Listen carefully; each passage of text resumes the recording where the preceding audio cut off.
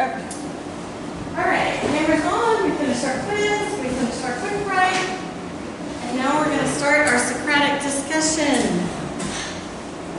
So, let me flip to the floor. There we go. Alright, so each of you were supposed to come up with 3 focus questions and possible responses to your questions. And so, is there someone who would like to start with a question? Leah, okay. I really wanted to. But you've got to talk really loud so they can hear you on the camera. Should I maybe remove my mask when asking? Yes, that's fine. Is Hester, how do you say Hester? Just want to share. I say it right. Crying? Friend. Friend? But yeah, I can't read. That's okay. Is Hester an admirable character? Why or why not? Okay. Is she admirable? Admirable. Okay. In some ways, yes. I would say the way she carried herself after she was punished was admirable. Obviously, she went through a lot of ridicule from society, but she never really lost her cool with anybody. Mm-hmm. So I would say in some ways, yes, she was. Okay. Yeah, I don't, we focus so much on like that one event where she kind of messed up and everybody in the public kind of looks at her and shames her for that, but you don't read of her like doing anything again that, she keeps, she has the good qualities and she keeps working hard and stuff like that throughout the book, and at the end she kind of regained respect in society. So I feel like she's, besides that moment where she kind of messed up, I think she's admirable and she kind of worked to get that respect back. Interesting. What did you think, Leah? I wrote yes and no. No, because she committed the adultery and was forced to wear the Scarlet. But yes, because of her strength, she doesn't break. She's kind, she's proud, and she's humble. After the fact. I'd like to pose a question about her. Why do you think she continued to live in the community? Why did she stay? I think that's all she ever knew. Like, that's where because moving to a new place is scary, and you don't know what's to be expected, especially after going through something hard like that. If another town heard about it and didn't know anything about you, that could be even worse than what you're looking at currently. But she could have gone somewhere and started all over and not worn the Scarlet A, so they never would have known. I feel like she stayed as a reminder, like she stayed there and she continued to, face the life, like almost to keep disciplining herself. Like if she goes somewhere, she can forget everything, but she kind of like stays as like, okay, remember I did this, don't do it again. Right. I don't think she wants to be a symbol though to be looked at. I think she'd rather be a symbol, like someone to help others, like An overcomer. yeah, rather than a display. Because I feel like a display is just something to look at rather than fully get the attributing of. That's an interesting theory, Emery, too, that it was to remind her, don't do this again. Yes. I think that it's definitely a symbol of dignity on her part to not try and run from it. Because if she just left the town, it would be like, oh, well, she's ashamed, she's just going to go back into it. Right. But she stayed there, and even though she suffered from the pain of it, she kept her dignity by staying there. Right. Okay. Who has another question they'd like to pose?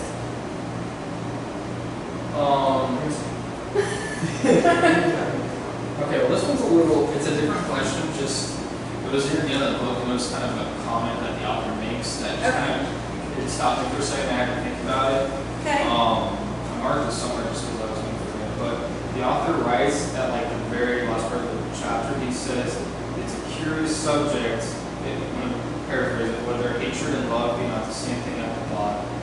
And that kind of just stopped me because I was like, if somebody were coming to me, like on the street and asked, is love and hate the same thing? I'd be like, well, no. So I kind of had to stop and think, like, okay, so what is this guy saying? And so I have 2 questions, but like my explanation is like, if you love somebody, then all your focus is on them. Like you're tired or you're trying to do so hard for them.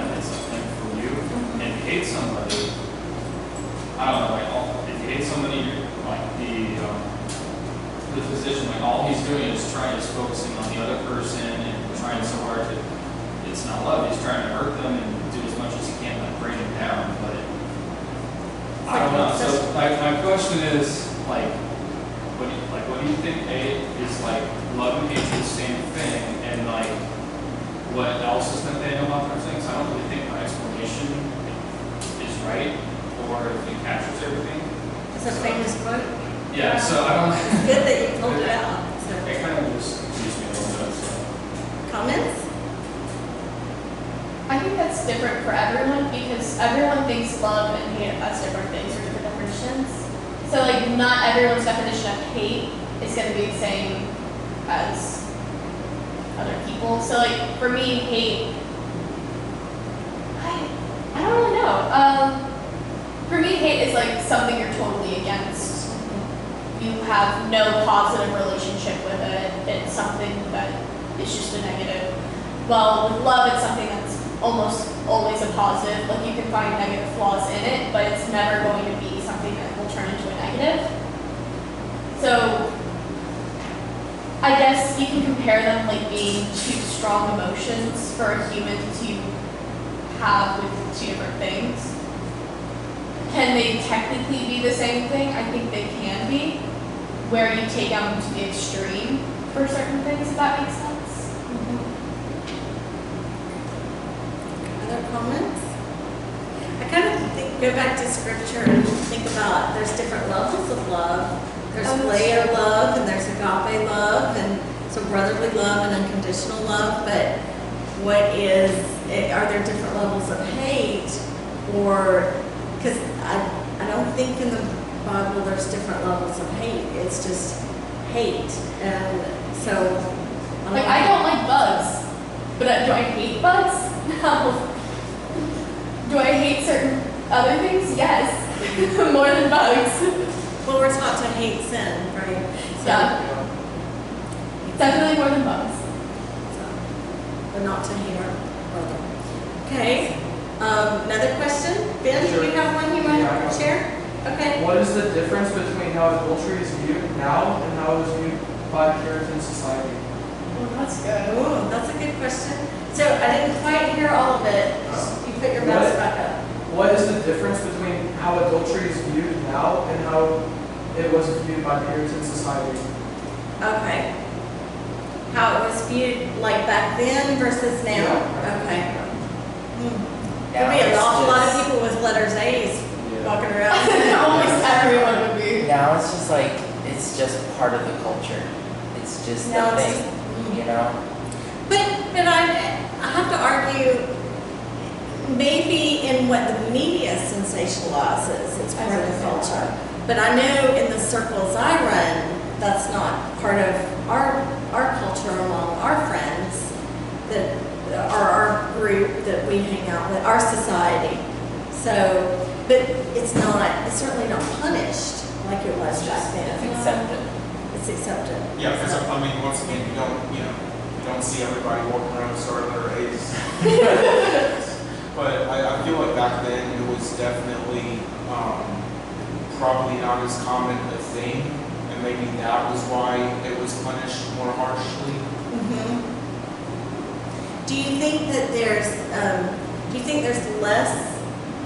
Would there be less sin if we had to wear a sign that said what our sin had been?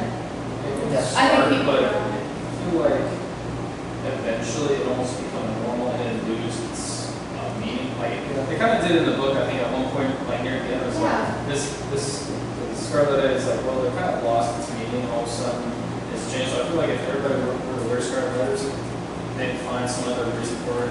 I don't know. It'd be like it changes value to something a lot different. And they probably just like try to minimize the shame of it. I don't know. Who cares?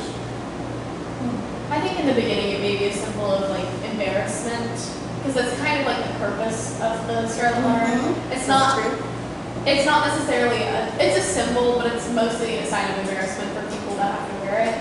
It's not like oh, now I wear this. Wow, that makes me learn so much more.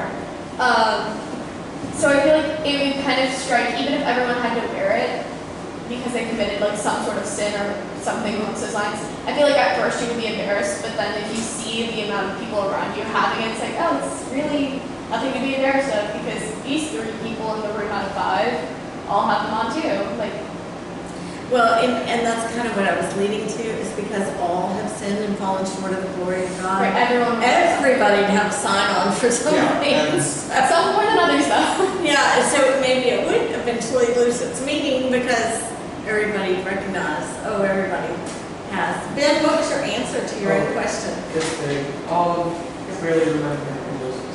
In modern society, adultery is seen as a breach of contract between 2 people and therefore a private matter.